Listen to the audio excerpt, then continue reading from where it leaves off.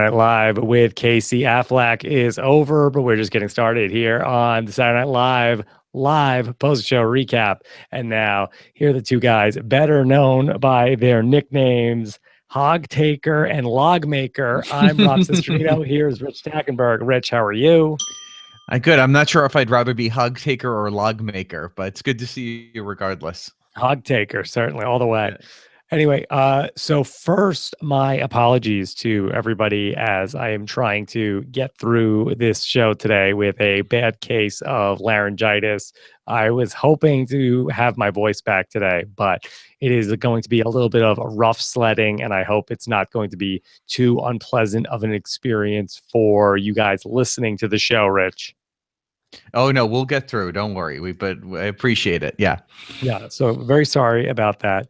And also a note at the top for a double dose of some bad news, I guess.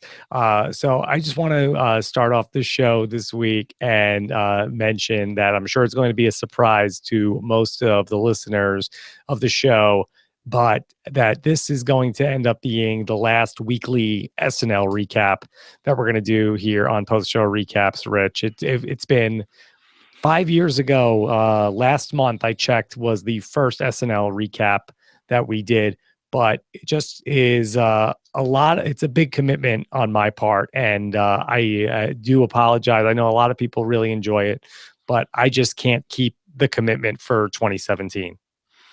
Yeah, bummer to say goodbye to the audience. Of course, we all understand, Rob and what you're doing. So no harm, no foul, but certainly a bummer. It's been, and we'll talk about it again, it's been such a blast doing this with you for 5 years. So a shame to say goodbye, but totally understand.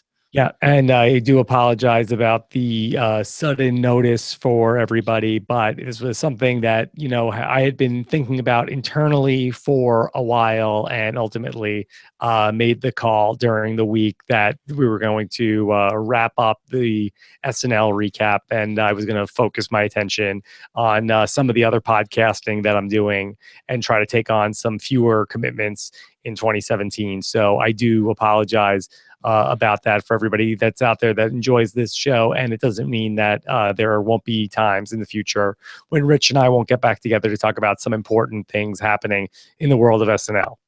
Yeah, and I'm glad we made it to the end of the 2016. We made it right to the end of the Christmas episode. So we wrap up with SNL as they do for the year. Okay, Rich. Well, let's talk about this episode, which featured a number of alumni. We get 2 alumni, I guess, unless we're counting Alec Baldwin as a cast member at this point in time. Yeah, or ironically counting him as an alumni, which is, him and John Goodman are such stalwarts of the show. They feel like alumni, although they haven't hosted. As we suspected, Alec Baldwin took last week off and he came back to do his Trump impression. And I just thought a lot of fun right out of the gate. I mean, I thought that, what I do like when they do, these political pieces is instead of doing, hey, we're recreating that press conference or we're recreating that debate, this is a completely fictionalized what if kind of situation. And so not only do we get sort of the Christmas at the Trumps, we get to see, what it's like when he gets to see Vladimir Putin and their conversation. So I just thought a lot of fun of a lot of different sort of mini pieces. We got to take a lot of fun shots on a lot of different topics here, which I really liked. Yeah. Of course, as you predicted, Rich, Alec Baldwin was going to be there for the mid-season finale. And of course, he does not disappoint there. One of my favorite runners during the sketch was Trump saying a couple different times, am I being Scrooged? Am I being Scrooged? Because I hate that. I hate that when I'm visited by the 3 ghosts. Yes. And we saw an interesting sort of subtle turn in the character of Donald Trump here, where we went from, self-aggrandizing, or ego or whatever, or manipulative person, whether not to pass any judgment on the real person for the purposes of this conversation. We've really moved into the sort of the George W. Bush of Will Ferrell in that he's an oaf. I noticed it very early when he talked about, okay, now he just has to appoint someone to be president and he has to be reminded reminded that he is the president. And I loved the line when he said, "Can I just do it 3 days a week like Howard Stern?"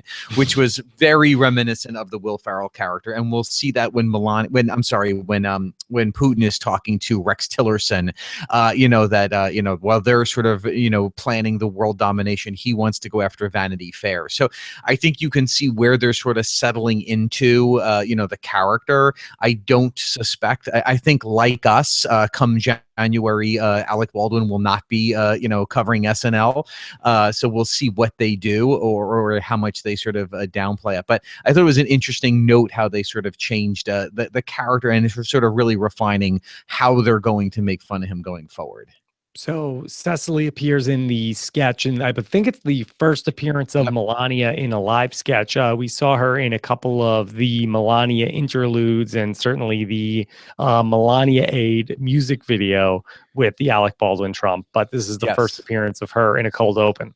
Yes, yeah, the two of them together live, and I thought they, it was a nice energy. They did a nice energy. I still love the Kate McKinnon character. I thought she did a wonderful job, and then fun to see John Goodman to play Rex Tillerson. I don't know why we needed John Goodman. I feel like there's plenty of other cast members who could have done just as good a job, but I love John Goodman, so it really upped the energy of this, and the warm hello he gives Putin, or as he calls him, Pootie, I thought was such a wonderful sort of take.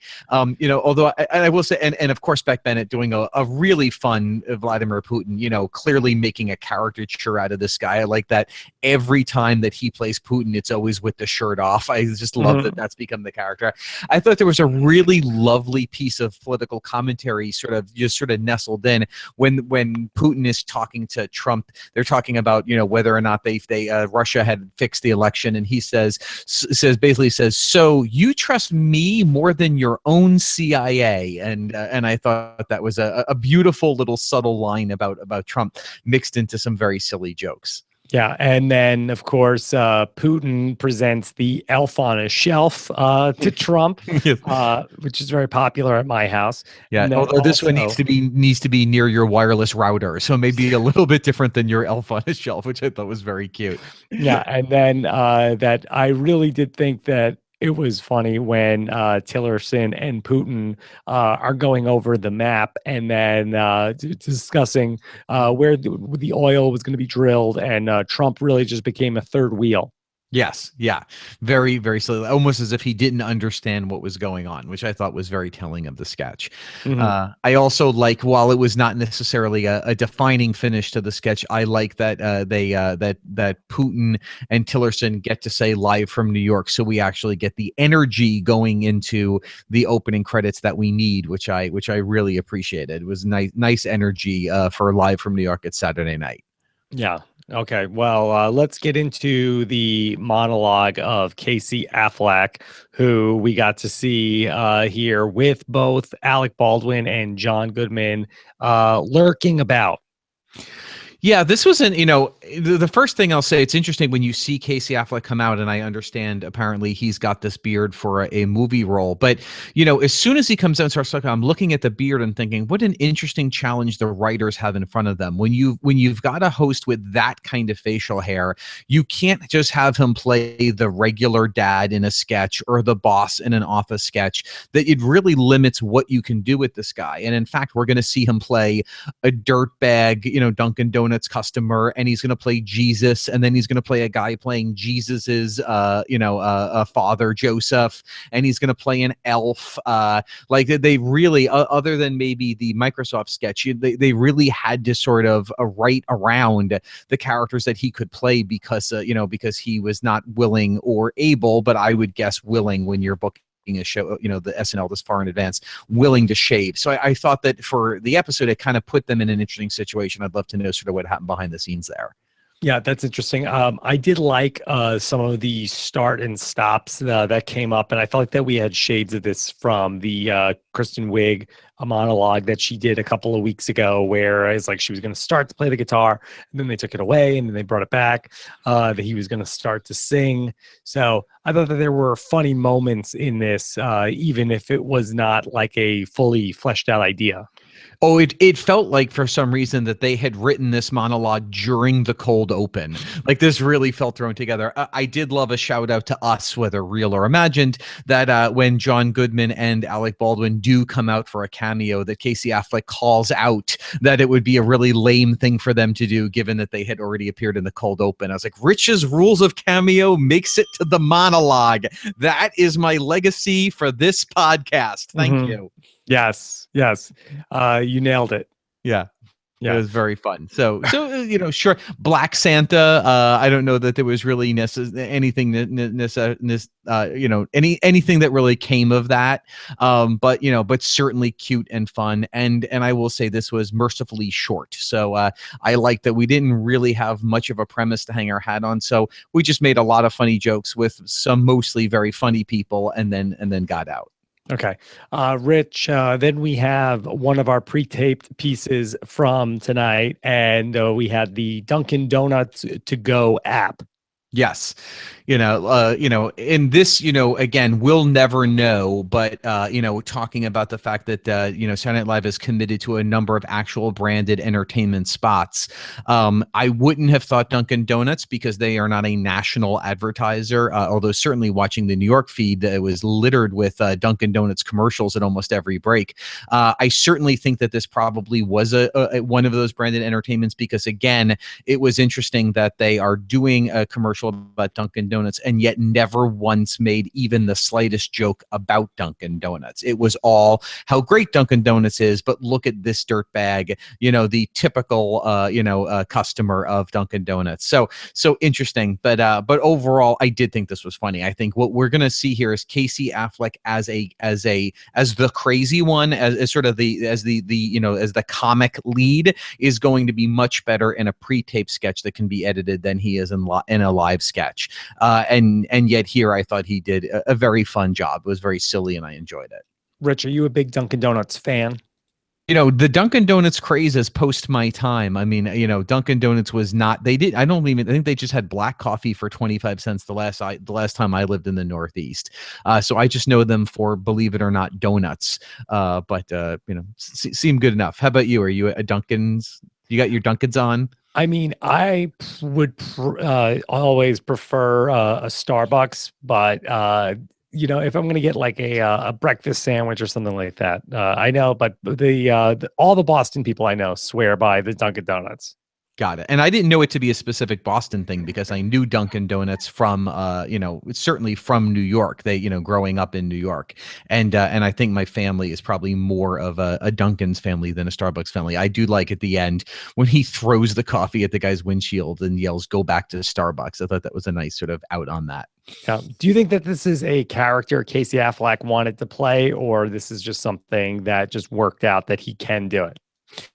Well, I think when your first movie role is in Good Will Hunting, your roots are in, I want to make fun of Boston. I want to sort of play the Boston. So I don't know that I suspect that you're right. I think that this was probably a character he wanted to do, or at least brought up as something that he could do. And again, this character sort of, the beard was justified. It did not stick out as, why does this character have this weird beard? So I think it all sort of fit together very well.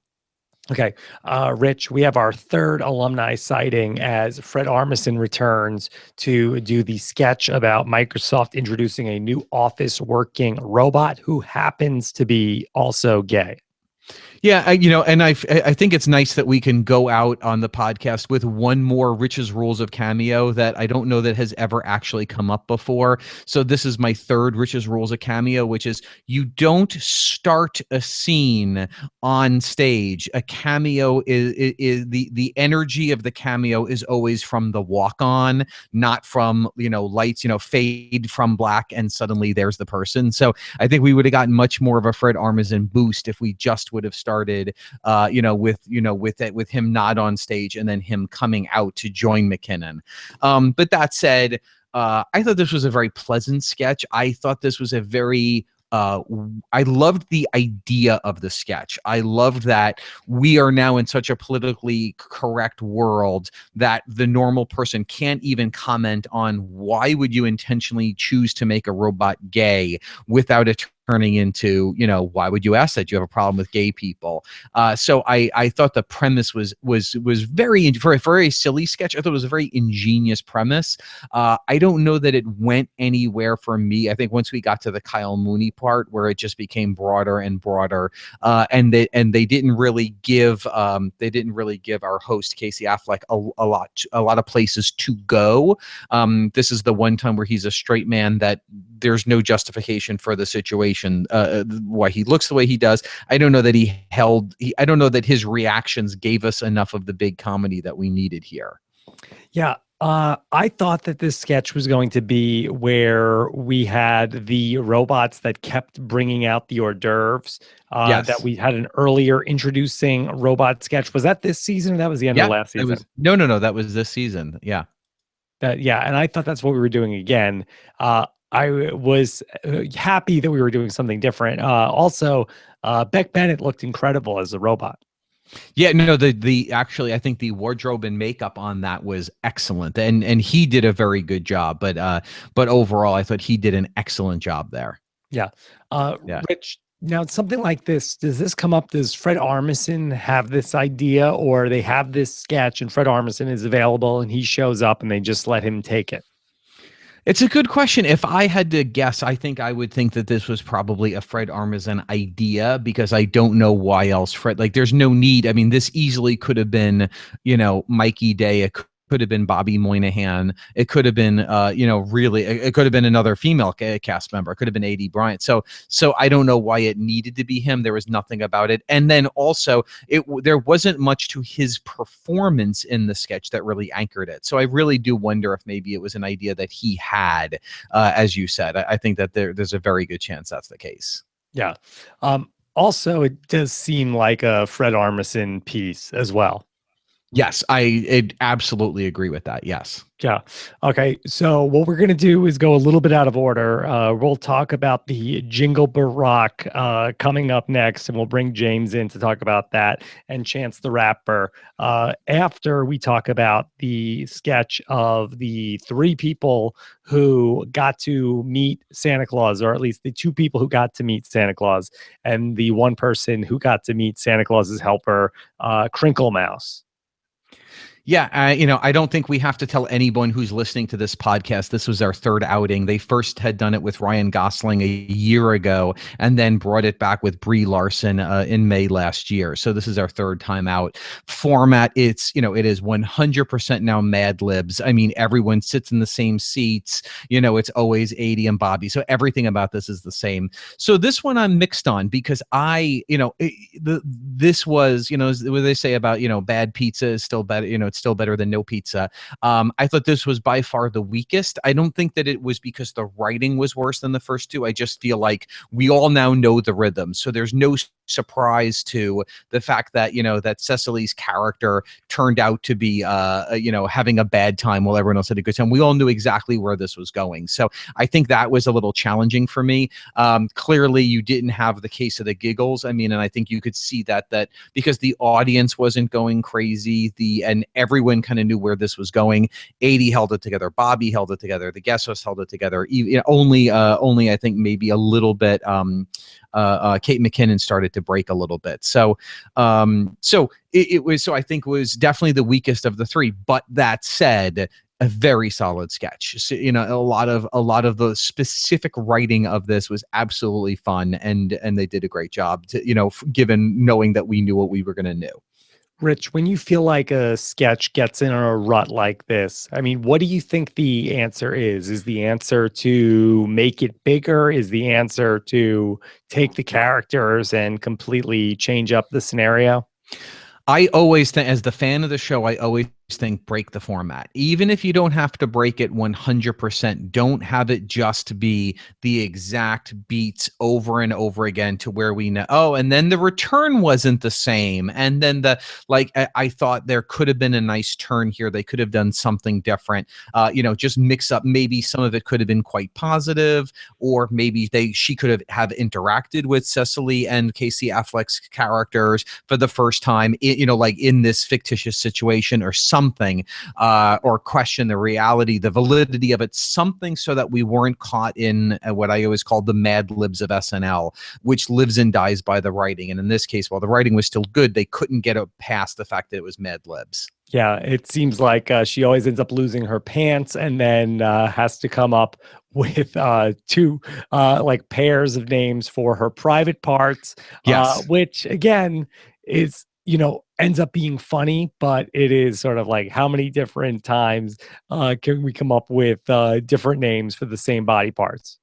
Yeah, because the first time we didn't know it was going to be a runner, so it was just hilarious to A, that they were well written, and B, that it kept going and going. The second time we've already experienced it, but we don't remember it as a pattern yet because we've only seen the sketch 6 months earlier, once before. So it's still a bit novel, even though we're like, oh, okay, I kind of see where we're going with this. And then this time, right at, when she talks about her cooter and tutor, it's still funny, but it was just like, oh, right, okay, we're doing that. Okay, got it. Yeah, the grassy knoll and the gassy hull was also mentioned. Uh, Rich, what did you think of Mrs. Crinkle Mouse and Shart? All fine enough. I don't know that there was anything all that funny about or different about the Shart character or nothing here was, I thought, particularly that funny. I mean, again, even the idea of sort of, her sort of knocking Cecily's boob is such, we basically have seen this exact, it's such a slight tweak on the same formula. So I was really just like, okay, whatever. Yeah. Okay. Well, let's bring in James to talk about some of the music from this episode. And I guess, James, first off, how are you doing? I'm good, thanks. How are you? Very well. As good as other than the voice, Yeah. Yeah. Hopefully, it's not a total disaster. Looking forward to a little break. Yeah. Yeah. But that being said, James, let's talk about the Run DMC styled Christmas in Hollis parody of Jingle Barack. So Run DMC had one of the very first kind of hip hop Christmas songs in 1987 with Christmas in Hollis, and it was a big crossover hit. And I know from my days working record retail that the Run DMC Christmas album's still a solid seller every year, and I'm sure that continues to be true. And so this is pretty much a straight up parody of the song and the video. And I don't know why if you guys are Run DMC fans, but I thought it was really terrific with Keenan playing Run and Chance the Rapper subbing in as DMC. And just rewriting it for the Last Christmas with Barack, I thought was a really brilliant spin. And then I also enjoyed quite a few of the presents that were scattered throughout the video as well. And I will tag on too, James. Here's a shocker. Never seen that video before. I only have a passing knowledge of the real Run DMC. I know them mostly from collaborating with Aerosmith. So that says more about me than them. And yet I thought this was very fun, very funny. So I know enough about Run DMC to know sort of the archetypes and to know sort of that they were doing them specifically. But all the specifics I thought were very fun. And I thought this was great energy. Chance the Rapper just dripped charisma in this. I thought he was just so good, and I can't tell you whether it was an impression or whether he was just dressed like him doing his own thing, but he was excellent here. So Leslie, go ahead. No, I was going to say it's pretty close to an impression. I mean, Chance doesn't sound like that normally, and he certainly has a unique voice in his own music. So I thought it was pretty bang on DMC impression. And then DMC himself, of course, shows up at the end, which was a nice nod, I thought, just in terms of both celebrating them and a good holiday gag. Yes, excellent. Then, Leslie Jones makes an appearance as is that a Salt and Pepper parody, James? It is indeed. No sign of the real salt or pepper, but yeah, I thought Leslie Jones did a terrific job as well. Everybody was Joe clearly, Biden. Yeah. everybody was clearly having a Yeah. good time. Yeah, that was very fun. I did enjoy it. I watched it a second time today. Very funny stuff. Okay. Then, James, what about the actual music of Chance the Rapper? So what's curious about I thought about Chance doing this Run DMC parody was it's the most old school hip hop reference you could really get with the big glasses and the gold chains, and Chance is really the opposite of that. Chance is literally rewriting the rules of hip hop. He forced the Grammys. He didn't force them to, but he made a record so good that it forced the Grammys to change the rules of the Grammys in order for him to qualify, because he's never sold a record in his life. He has always given away all of the music that he's ever made. And as a result, with no sales, you don't qualify for a Grammy. He literally had to rewrite the rules in order for Chance, because his album Coloring Book is clearly one of the best albums of the year. And they were just going to look foolish by essentially ignoring it on a technicality, and so they had to rewrite the rules to let Chance in. And as a result, he was nominated for 7 Grammys, including Album of the Year last week. So he's capping off a pretty spectacular year. The first song is called "Finish Line / Drown." And one of the things that I love about Chance is that he takes on some heavy subject matter sometimes, but everything about him is characterized by joy. All of his music is joyous. All his performance always seems really joyous. All the gospel influence that he infuses into things, everything seems like a celebration, even at times when he's addressing some dark subject matter in his lyrics. He's one of the most fun performers, I think, to watch. And it just oozes fun. Even the fact that he's for this first song, he's kind of dressed like Mario. Like he's, with the red overalls and the 3 cap in different colors is also a signature. So he's sort of weirdly a cartoon, but insanely talented guy, and making this super interesting music. And certainly no doubts about whether or not he was playing to a backing track, given that he seemingly spontaneously prompted his drummer into an impromptu solo in the middle of the first song. So good job by Chance the Rapper the first time around. Do you encourage that, James? Should a artist do something to prove that they're not doing a lip sync on SNL?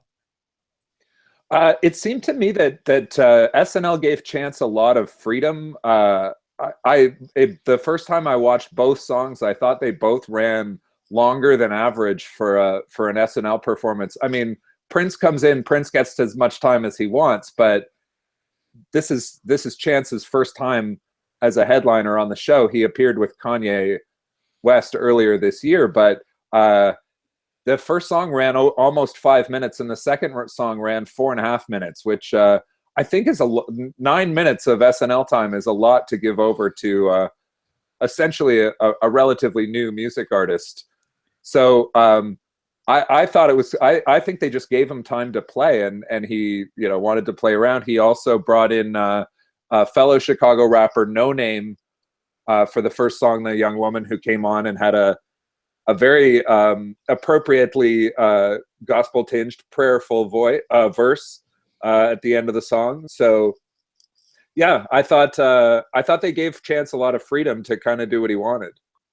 Okay. Now, that second song, did he write that during the cold open while the writers were writing the monologue? Because if he did, he probably had 3 extra minutes after he finished writing it.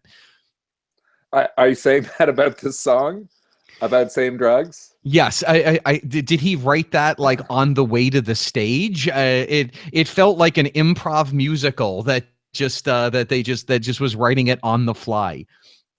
Rich, I'm surprised because I think that there are some hidden depths to that song that you're not giving it credit for.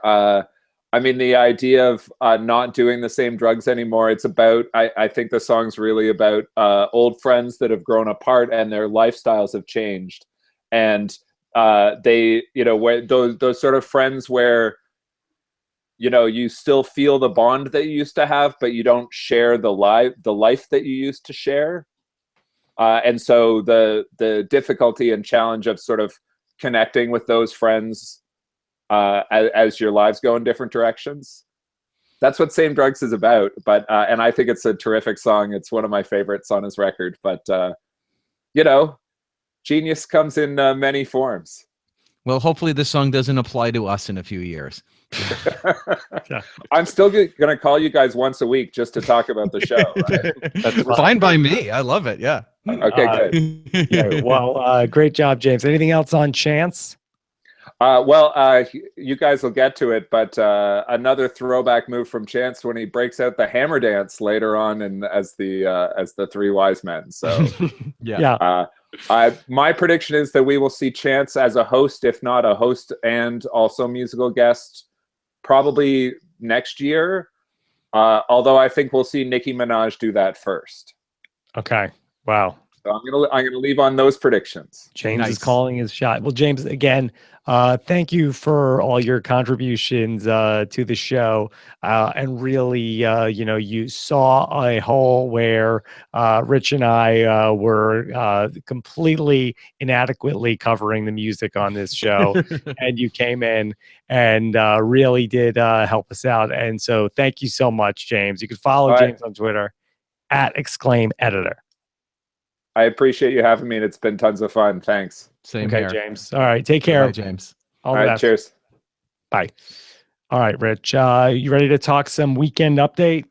Yeah, I unfortunately I don't have a lot written down that I want to quote from. As I said, I was feeling a little under the weather this morning, but I thought another very solid weekend update. I don't know that every joke hit, but I mean, when is that ever going to happen? But I feel like 2 weeks in a row, we've really kind of settled in. They're really sort of sharpening their fangs on the Donald Trump stuff, and spent a very large amount of time to that. Now, given that is the current events of the day, so I don't think there was anything going on that they avoided, but a lot of fun here, and I think that the groove that they were in, I felt like there was even a few jokes. I wish I could comment and tell you which ones that I felt that Michael Che very specifically delivered very well in a very cutting way. So a lot of fun here.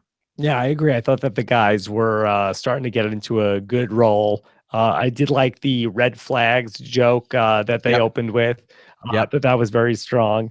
And then they got into later on in Weekend Update, they went back to the Trump thing, and they were continuing. Like, they had a couple of really good ones in a row. I liked Colin's joke about Donald Trump chose the Exxon CEO because it was 3 cents cheaper than the Chevron CEO across the street. Yes, which was very good.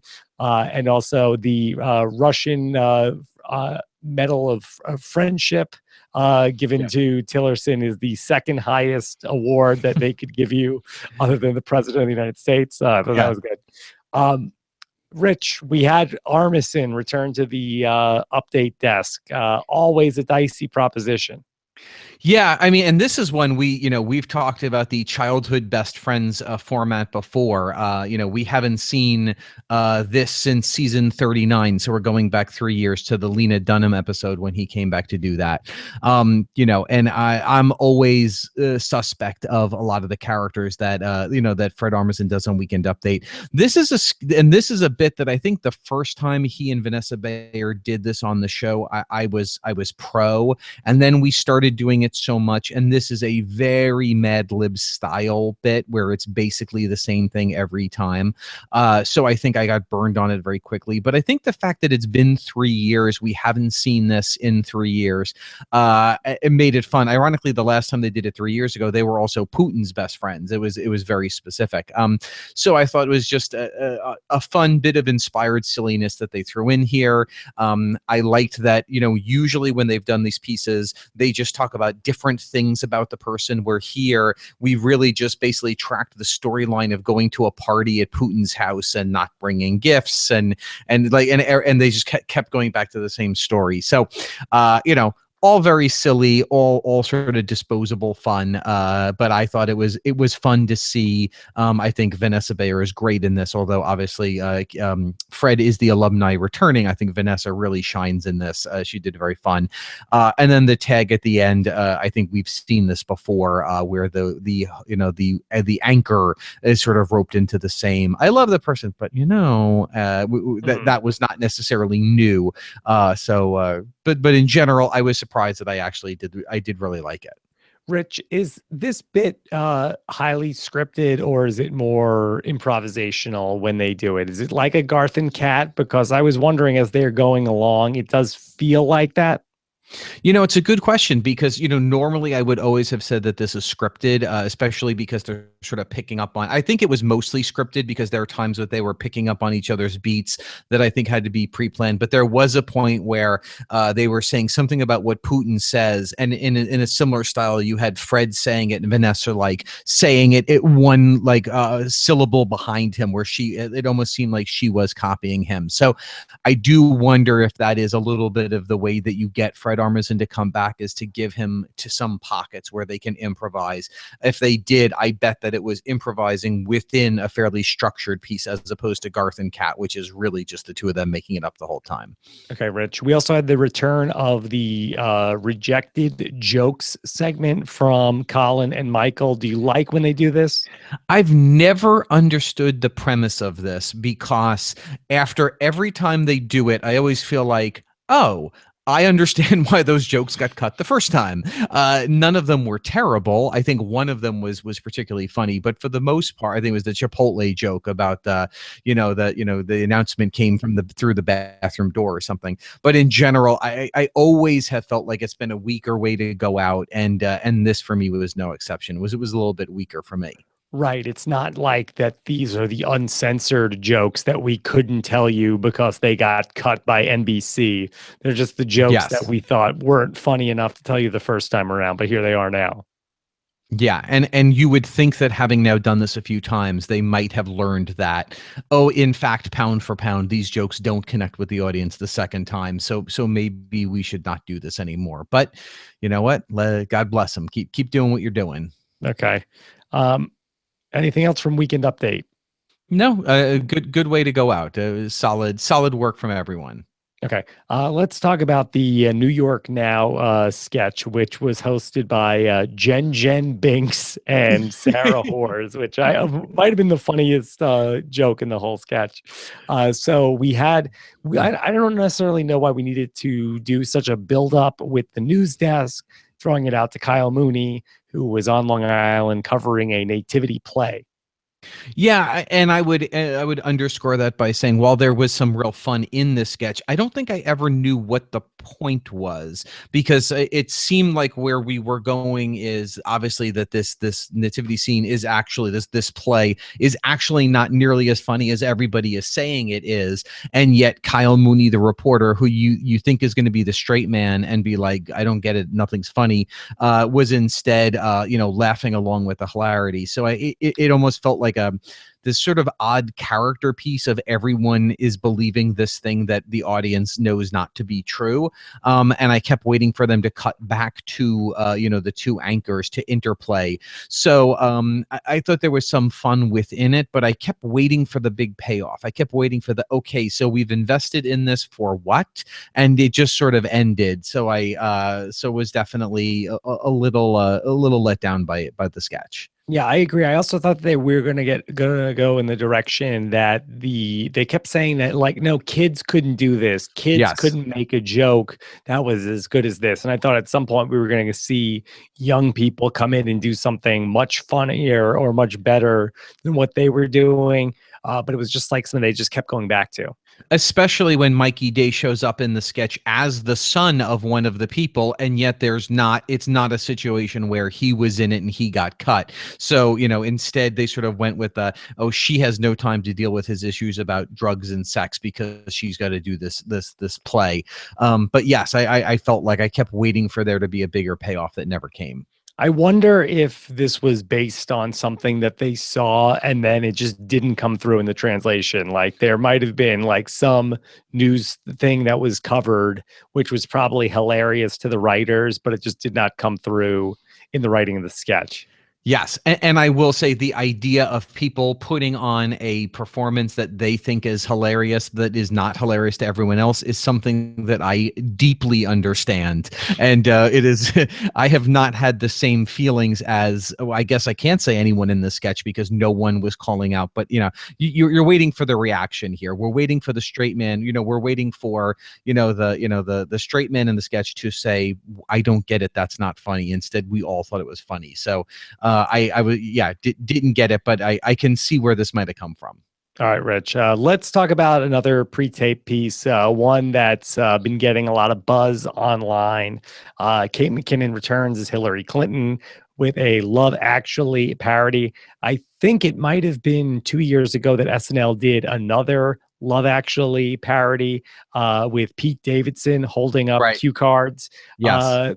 But they go back to the well again. This time, Hillary Clinton is trying to recruit one of the electors to vote for her in Monday's electoral college decision. Yes, and I can't remember if the Pete Davidson was live or if it was cut for time, but it was done live. It was not a pre-tape, and I think so many good things to say about the sketch. But first, I'm so glad they did this as a pre-tape because the mechanics of having the cue cards I think we would have lost so much of the rhythm had we done this as a live sketch. But I thought this was great, and not only was she great, Cecily Strong was so great playing the Keira Knightley role, and just she did so much with just a look and a giggle and a laugh that really, really sold it. That without that, this is cute, but it's not great. So I want to make sure she gets called out. But I thought such a funny, because it's not simply we're just going to map, hey, let's take Love Actually and do something silly. It took a very real, you can imagine what Hillary might want to do if she could bump into an elector. So I thought it was such a deep well to go to, and they were able to play it in so many different ways with some direct calls out to the Love Actually bit that, to be honest, probably none of us really remember until we went back and watched it the second time. But also that just new stuff that they did that very specific to Trump and the electorate and the $1,000 check. All of that was beautiful. So to me, this was without question the sketch of the night. Yeah, they really got in some good Hillary mannerisms into the cue cards where she's going on, and Cecily's like, all right, let's get to the point. And Hillary Clinton has never actually seen a movie, which was really, really strong. Now, Rich, let's see how well I know you. Did you pause and read all of the cue cards when Hillary drops down her list of why Trump should not be the president? I didn't, because we watched it live, which we did not have on DVR, the live New York feed. And then I was unfortunately under the weather, so I did not get to watch this a second time. But it is the kind of thing that, of course, I would do. I just haven't had time to. Did you? Yes, I did. So most of them were not jokey. They were all pretty straight things, except for number 7, which was a little bit self-referential, which was he won't acknowledge Aleppo, but tweets about Saturday Night Live. Love it. Love it. Yeah. So I know this was a really, really fun sketch overall. And I also liked the pace of it, that they didn't make the choice to set up very early on that this is an elector at Christmas time. Like, they really sort of let it unfold. Like, what are we doing here? And I mean that in a good way. Like, okay, this is a parody of Love Actually. It's Hillary Clinton, but it sort of built in a very nice way how we got there. So I think also the pacing of the writing was really excellent. Yeah. So I'm on the same page. This was great. Okay. So why don't we segue, Rich, to something that we've talked about 2 times before? Yeah. Let's talk about Santa's naughty elves. Yeah, so we'll go from the good to the not so good. I think the hard part about watching this was not only, oh man, I can't believe we're bringing this back, but also the feeling of, oh, is this now going to become an annual tradition? We had done this last Christmas with Ryan Gosling, and originally we had done it with Louis C.K. in May. It was not a Christmas thing. He was a shoemaker, and they were cobbling his shoes for him. But clearly, we've moved into a Christmas tradition. Again, this isn't even really Mad Libs. This is really just like take the sketch out and just do it again with a couple of small tweaks to it. That said, I do think Keenan is funny. I think Vanessa is very funny in this, but I don't think that Casey Affleck we're now asking him to be sort of, part of the goofiness. And I don't think he was nearly as strong as Ryan Gosling was a year ago in having fun with it and being over the top and being silly. I felt like the energy kind of kept stalling a little bit when we were dealing with Casey Affleck's character here. Yeah, I think that if my memory serves, I think I liked this originally, but it does get to a point where it just gets dark and it's not particularly hilarious at this point. Yeah, and very repetitive. So I think that was So again, to my I'm going to play like I'm suddenly a writer on SNL, but I would say as a fan, I really go out with this to SNL of like, you've got these characters that you like. You see something very funny in them. The audience clearly has a reaction to it at times that is quite positive. Why just do it? Like, take them and do something different with them and mix it up and maybe have them all be small so that we can see some real interaction with the sort of straight man in the sketch or something, or actually have them slap their butts for once. I mean, do something that's just evolves it 10%. I'm not even asking for 50 or 75%. Just evolve it 10% to give it some life. I hope that, when we're talking about this, next year at Christmas time, we've seen some evolution to the sketch. Okay, Rich. We have one last sketch from this episode, and I thought this was a funny idea of the Brooklyn bar where every conversation starts off by somebody saying like, I can't believe I'm going to ask this to you, but I might be crazy, but I'm just going to go out there and say it. So here's my theory on this sketch. Somehow the writers had already found out that this was our last podcast of the run and they thought, as a Christmas gift to Rich, let's end the last episode of the last podcast with a huge boy. Oh no. Boy. It's like they wrote it with that intent. Like every line was geared. Like they imagined me on my couch with Jen with my hand to my head going, oh boy, this was even for 12:55, Rich, you thought this was a boy. Ooh, this was rough. This was very, very rough. This to me was so rough that when Kate McKinnon came out as the paramedic, I imagined what it must have been like for her during that sketch as they're eating it on stage and the audience is just stone face cold and they're getting nothing, and her thinking, I got to go out there. Really? I still have to go out there. Can't they just call it early? Why do I have to jump out there? And then of course she does, full force. But I thought this was rough, very, very rough. What about when God came on?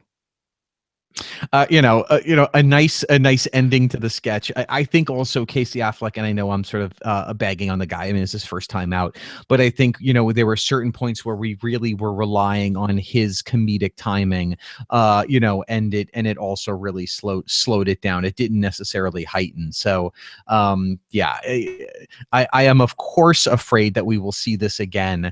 But very rough for me, very rough. Okay, so then, Rich, the goodbyes with Casey Affleck. We have Alec Baldwin in the building, Fred Armisen, John Goodman. Everybody stick around. No, we did not see Alec or John Goodman. And again, I think there's a pattern to, Alec tends to show up when the other person shows up and doesn't show up when the other person doesn't. So, it seemed like really fun, good nights. I think it was fine. I think this, the end, they have now, the longest break that they will have during the season. So I think there's always such a really warm energy, even for people, that had very, very little screen time. There's still a really warm feeling here. And I think everyone really enjoyed themselves. Yeah. The next SNL is going to be on January 14th, I believe, with Felicity Jones of Rogue One. Yep. And Sturgill Simpson of brother of Jessica and Ashley Simpson. Yes. One of the Simpson members from the cartoon show. I don't know. I don't know. Rich, have you gone out to see Rogue One yet? No, I am still rogue on seeing Rogue One. I think I'm gonna. I don't know if I'm gonna pass or not, but I haven't heard great things just yet. Okay, wow. Big hit, big opening weekend for the Rogue One. I think that there's already talks for the cast to return for Rogue 2. I'm sure. Very exciting. Bring it on. So, all right, let's take some questions here. The great Scott St. Pierre behind the scenes, who has made so many of these SNL podcasts possible, has put together for us. Zach Brooks says, Cold Open and Jingle Barack had some fantastic jokes. Same writers? It would be unlikely that was the case. You never know, but it would be unlikely, but possible. So, but I agree, a lot of great jokes in them. Okay. Colleen wants to know, why do you think Bobby always hangs off to the stage left shyly during the good nights? Does he have a spot? He does. And Taran Killam used to stand there with him. They always stand there very much off to the side. He usually leans in and he does a wave. Sometimes he has a little sign. Sometimes he has a shirt on that he'll show to people. It's an interesting choice, and I don't know. And it's always been that way. I think it started when he was a featured player, and he sort of hung off. I don't know if he's a bit of a creature of habit and likes the tradition and that, or if he sort of likes not being sort of front and center. And there is the awkwardness of the cast just standing there while the host is actually thanking people and saying goodnight. So he may just sort of like being out a bit, and then he comes in to sort of thank people and thank the host and stuff. Okay, it's a good tradition. Yeah. Okay. Then Johnny De Silveira says, what changes to SNL are you two expecting to see, if any, when the show returns in 2017? Rich, do you want to table this and then do that last? Sure, absolutely, yeah. Okay. Okay. I think that is last. Okay. Oh, okay. Yeah. All right. So you don't think there's going to be any cast changes between now and the start of in the new year, right? No, I don't think so. I think I think clearly when you look at, let's just say, the rest of the season in general, sort of then going into the final, who, because obviously we won't be talking about it more. Most notably, Melissa Villasenor is someone who, came on as the third repertory player this season and yet has been getting almost no screen time. I think the fact that she had a line in the Dunkin' Donuts bit and her line is cut off by Casey Affleck's character was very indicative of trouble. And I think she's really talented. I would really hope, I think that it would behoove the show, armchair quarterbacking for a second, to let her do some impressions or even do a sketch in the 12:50 slot, even if it doesn't kill. I think that the audience needs to sort of be socialized her a little bit more and see her as an impressionist instead of just playing the wife, the hostess, the Dunkin' Donuts employee, before she's really going to sort of connect. So, so I think that's an issue that, obviously I think the big issue going into next year is going to be, what do they do about Trump? I think that's, an interesting sign. And obviously having someone like Rex Tillerson played by, another alumni is also not a long-term solution. So I think they're going to have to really figure this out. And I suspect that we'll start seeing them try to figure it out going into the new year. But that being said, the Secretary of State, other than the Janet Reno by Will Ferrell, I feel she wasn't. That's Attorney General. That's not necessarily a character that gets a lot of play on SNL. No, I think without getting too political, the fact that a CEO of the largest oil company in the world is going to be the Secretary of State, it should be fodder for a lot more biting humor than he got picked because the other guy was 3 cents cheaper. So I hope that they do more with this, assuming that it happens. Of course, we don't actually know that he will be. I guess I was just saying more. It's a little bit indicative of, do we have a cast problem? Do we have a larger cast problem that we need to solve? And I think, when you look at people like Sashira Zameda, who we all like, a lot here, getting, less screen time than Alex Moffat or Mikey Day, you really wonder what's going on. Pete Davidson, again, not in this episode, again, clearly out on some form of sabbatical or doing another project. But I think on the male side, I think there's some holes that they're going to have to continue to fill. Mikey and Alex, great additions to the cast, but don't necessarily fill those holes just yet. So, and just, as far as the cast goes, and I'll leave this here. I love this cast. I think it's a very strong cast. I think it's a very cohesive cast, but we still have a star problem. SNL is made or broken by its stars, and Kate McKinnon, is right now the only even close to a star. And I think to call her a star really sort of makes us forget how big Will Ferrell was, how big Eddie Murphy was, how big Dana Carvey was. That we don't have that yet, and I think that if someone doesn't bubble up pretty quickly, then I think it's going to behoove them to make some bigger cast changes, losing some people that maybe I like a lot, that I think are very competent, serviceable, funny people. But you got to keep rotating the lineup until you get a star. So, Rich, the first SNL podcast that we did was on November 21st, 2011. We talked about Jason Segel hosting for the first time.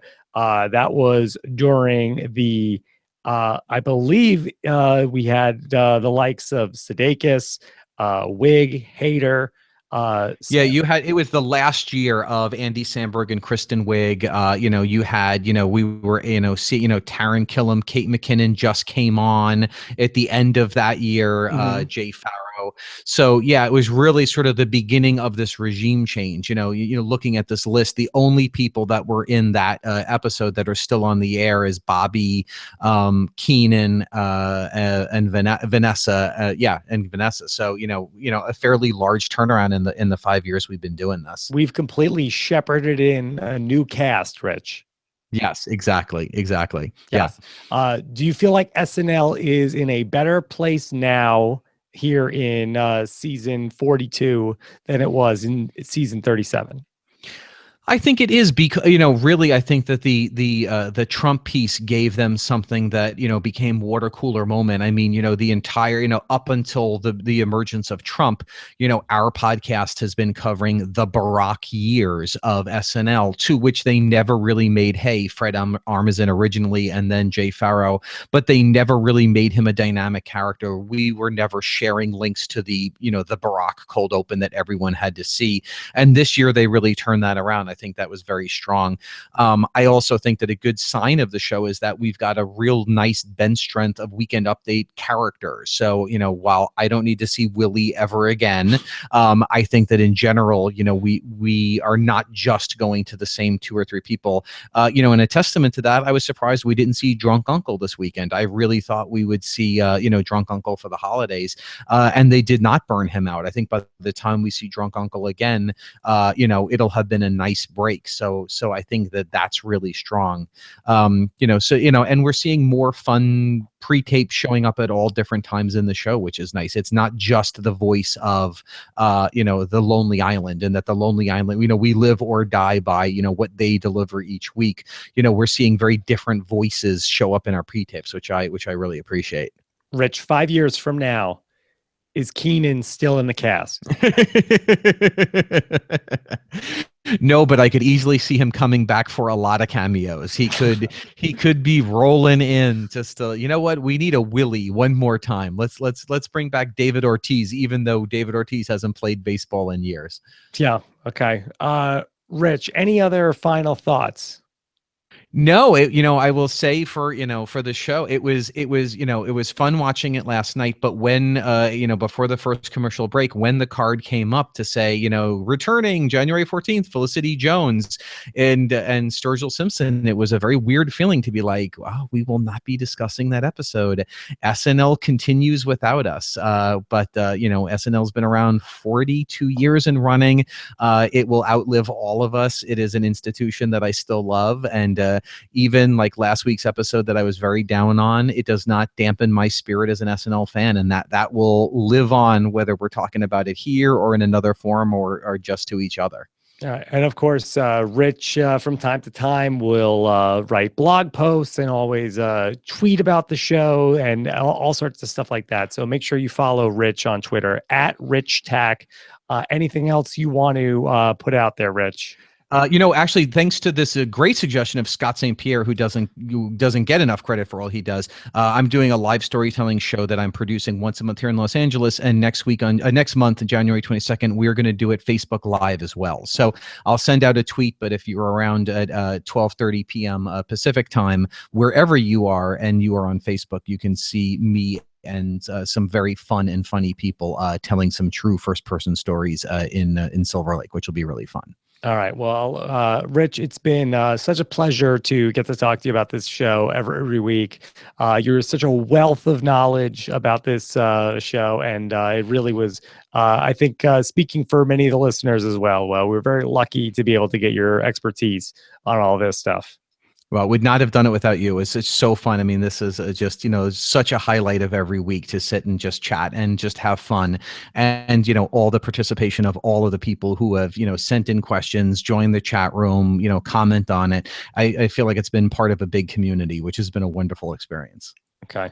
Also, thanks so much again to James Keast, and again to the aforementioned Scott St. Pierre, who really has edited all these shows and gets the live show up every week. So thanks to Scott, who is the engine behind this podcast and many others that I do. So thanks again to Scott. And I think that's about it. Rich, anything else? That's it. No, I think that's it. It's all good. We're all good. All right. Until we have some more SNL to talk about. Take care, everybody. Have a good night. Bye-bye.